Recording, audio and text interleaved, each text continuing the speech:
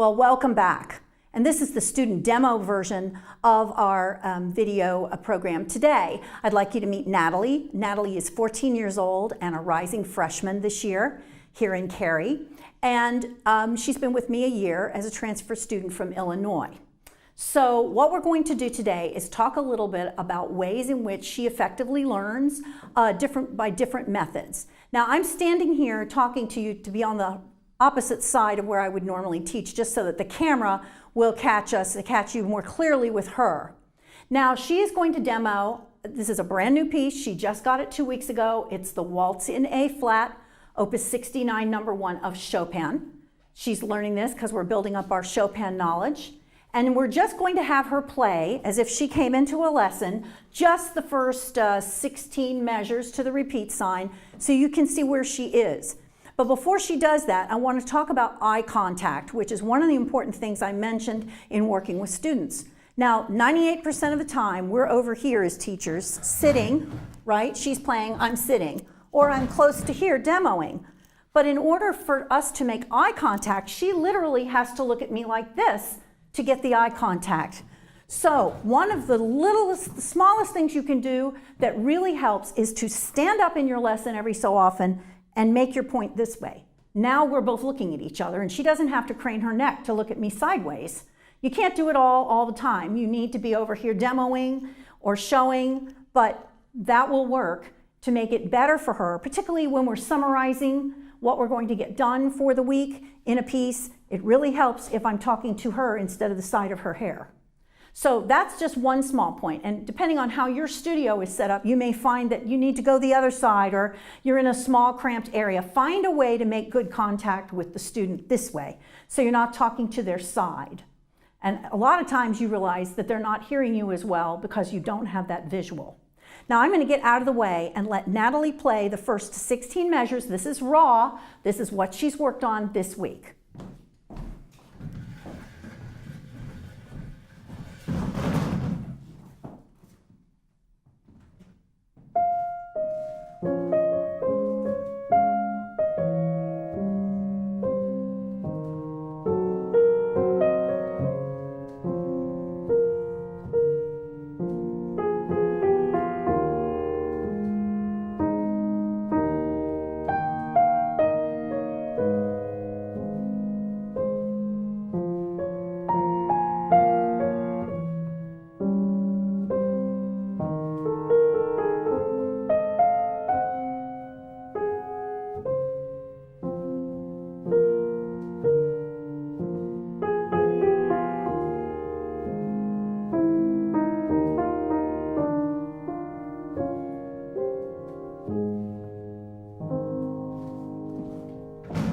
Excellent work for just 2 weeks. It was correct.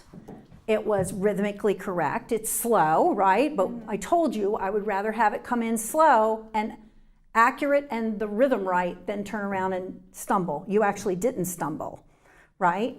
That was good, huh? All right, now what do we need to do with this piece at this point from here to measure 16? We've done some of the basics. What do we need to do now in measures 1 through 16? You've got some of the basics out of the way. What's next? We need to work on the details like shaping, phrasing, dynamics. Okay. What about the tempo? We need to pick it up a little. Now, how are you going to do that? We're going to work in sections and slowly bring it up and work in layers. Okay. Now, for the audience, we've already talked about in one of our complimentary videos with you about working in layers, and I want Natalie to explain how she did that. And this goes into reading fluency too. She didn't sit down and learn every note all at once, did you? Mm-mm. What did you do? I started measure by measure, and then I moved to phrase by phrase. Okay, I'm going to back up on that. I'm talking about numbers 1, 2, and 3 up here. What did I have you do?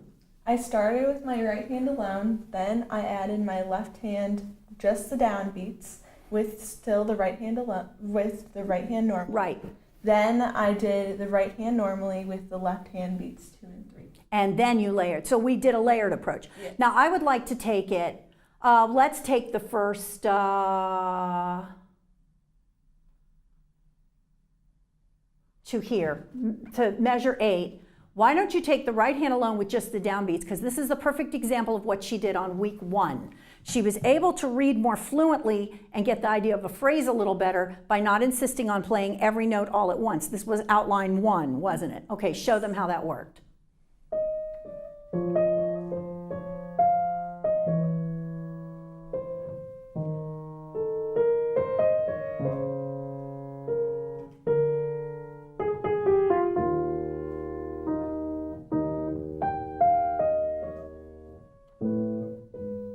Okay, now you forgot to put your pedal in. Did you do that on purpose? Yeah. Okay, why? I wanted to break it down just the simplest To the simplest form. Okay, now I want you to put the pedal back in because you've already done those steps on your own, haven't you? All right, now what if you did and took those same phrases, those same steps we took in the first weeks, but you started to think about your waltz? Now, we've talked about thinking the tempo in your head before you start, right? So how about it? Let's just try it. Worst case scenario, you'll miss some left-hand notes. Suppose you went yada dee da da dum bum bum buddy dum, like that. A little closer to what we're going to hope for. Try it. Pedal.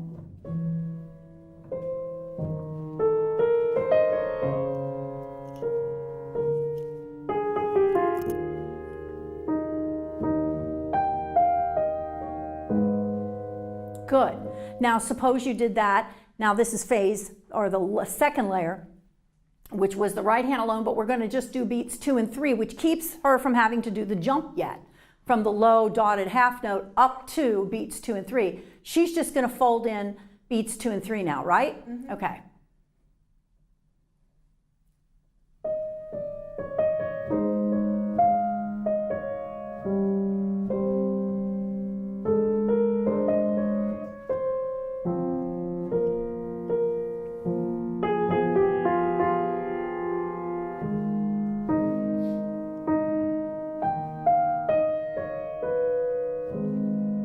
All right, now it took some effort because you had to stop yourself from doing the downbeat.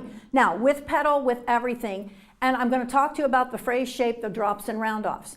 So we're adding one thing a layer, aren't we? I didn't tell you 5 things at once. I told you one time. Now, you're going to go back and play it as you did the very first time, but you're going to pick up that tempo a little bit, aren't you? Okay, and I want you to just remember one more thing, the drops and round-offs a little more. That'll help you with the shape. So give it a shot. Let's see what happens.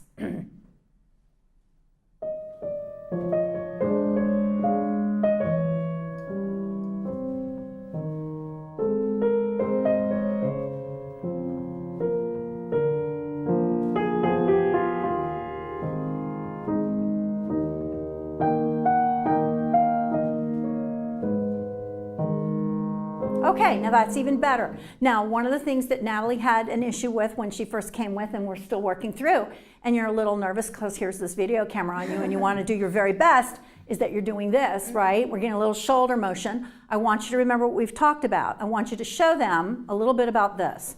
Remember we talked about this? My arm doesn't want to go all the way up yet, but remember this? What are we going to do? We're going to do this as a warm-up. So put your hands up. All right, now you're going to just calm down. We're going to do the arm hang, right? Feel those shoulders down, flip, play.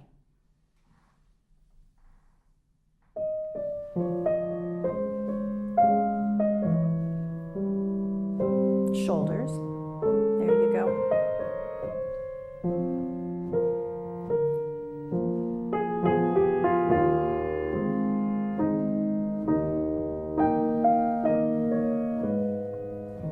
Okay. Now, with the exception of the legatissimo section with the 8 notes that are, notice that she's not putting in the ornamentation or the filigree yet. We fold in the filigree maybe a couple lessons from now. I still don't think that's the tempo you want. I think it could just be a little, you're dancing on the floor, right? Yada dee da da dum bum bum buddy. Come on, go for it. Do the right hand alone for a minute. Ready? And bum bum yada da da da. Open up your arms free. Ba ba ba ba ba ba. That's it. That's more. Okay. Ba da da dee. And that sounds even better. Ba ya da da da dee dum. Now I don't care what of the left hand you add. If you can't do it all, then just do the bass notes with it in the left. but get closer to that tempo so that you can start to feel like what we want. Ready? And.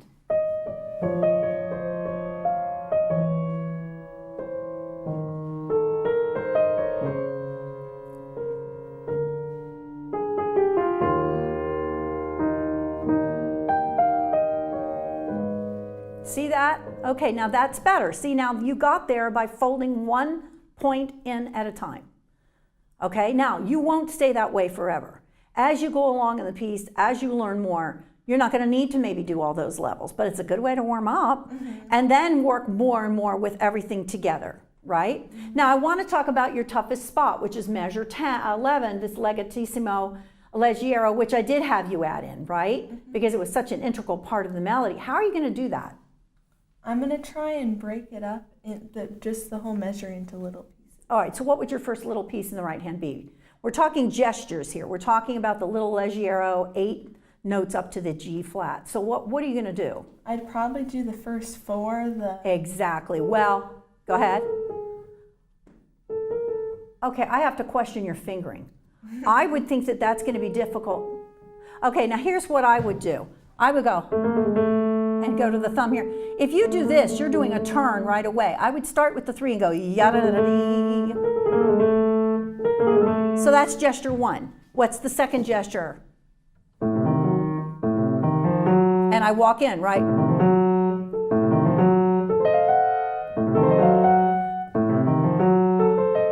Now do it backwards. Here's a game.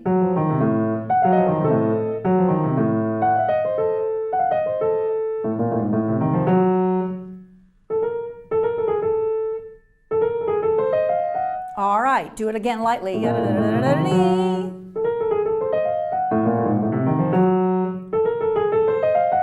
All right, now do you see, now that won't hold as well as it is right now. Can you start at, you're going to go home and you're going to do other things and you're going to go to day camp or whatever you do, and tomorrow you go there and it's not quite worked into your DNA yet. And so you have to do what we just did. Don't sit at home and I am doing it all. Mess with it. Now go here. Walk it into the black key. Now put it together. Then add what? I would take, now just with what you did, can you pick it up? I don't care where you pick it up. Just do the bottom note in the left so that you have the chance to get that part worked in.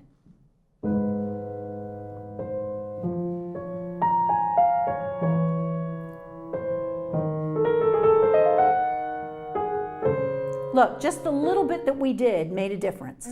But you have to be willing to do that little chunk work at home every day. I mean, even if that's, you know how I like to throw flags, those little cute colored flags? I throw them on a thing, I would throw it there. If I were learning this, I would go right there and mess with that and do all of the filigree points just like that and get it in my system so that then I can fold it into the piece instead of getting there and trying to read note by note. What did I do? I grouped them. It's all one great big gesture. Now, I want to talk about what you're going to do when you go home between measures 1 and 16 based on what we just did. So I'm going to break it into layers, kind of like we did, rather than going home and trying to add the dynamics, the faster speed, all of it at once. I'm going to start by just adding dynamics, and then I'm going to speed it up. Once I get comfortable, I'm going to add more details, and I'm going to keep going like that. Right. So each time you do a repetition, it's not because I told you do 3 reps or 5 reps or 10 reps. It's because you're going to add something different each time you do a rep so that you're constantly thinking about how can I make the biggest bang for my practice buck. Then you move on to this next section and you're doing the same things we did here, only you're adding on to get to bottom of page 2. Same layers. Now, you can do different things different days, right? You just said 5 or 6 things. You're going to do all those things in one day? No. So maybe tomorrow you sit down and say, well, I don't feel like doing the, whatever. I want to work on groupings, okay? And so I'm going to work on a different way to approach this. Another important point, you're trying to get this part down this week, right? Okay. Where are you going to start when you start practicing tomorrow? Right. That's my girl. You are not going to start at the beginning of the piece. You're going to start where it's new. You start new first because that's when you're freshest and most patient. And you're going to go right back to all the layers of what we talked about layering in. The same steps we wrote down, you're going to do here. And then go back and do the things that we just did on this. at the end of this practice session on this piece, okay? So that this will come up along with that, and you won't just get poorer and poorer as you go through the piece. By time you get over here to pages 3 and 4, right? We don't want to be months getting over here. We want to be weeks getting over here. So it's a new grouping of measures every week until we get to the end. So that by the end of a month, by July, mid-July, we're playing the whole piece through. It may not be everything you want, but you've got it all coming up, so we don't have a piece that's lopsided. The front's been worked on for 2 months and the back end hasn't been touched yet. That takes forever to get that worked out, right? Okay, so what we're going to do is work to the end of the second section. This section's going to be a repeat of that with just the same amount of patience you just showed. Okay? Yes. All right, terrific. So we thank Natalie for coming today for this short unit on working in layers, working in one thing at a time, and showing us where she is, being in the guts to sit down and play after 2 weeks on a piece to show you what she knows on this Chopin.